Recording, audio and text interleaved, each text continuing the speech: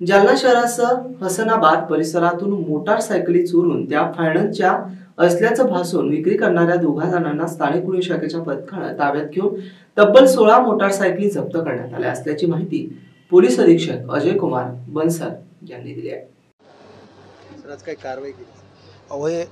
वाहन चोरीची एक मोठी समस्या खासकर जालना शहरामध्ये आहे आणि त्याचा आम्हाला भान होतातच आणि त्याच्यामध्ये सोर्स बऱ्याच दिवसापासून लावले होते आणि काल सोर्सची एक टिपवरून आम्ही 16 मोटरसायकल रिकवर करण्यामध्ये पोलिसाला LCBचा पथक होता, त्याच्यामध्ये DSBचे काही लोकांची सोर्स होते, त्या थ्रू आम्हाला सक्सेस भेटलेला आहे आणि ते सगळे मोटरसायकल यामध्ये 12ची FIR दाखल आहे आणि सगळे सिटीमधले 4-5 पोलीस स्टेशनमधले सगळे ही गाड्या आहे आणि याच्यामध्ये 3 लोकांना आम्ही ताब्यात घेतला आहे।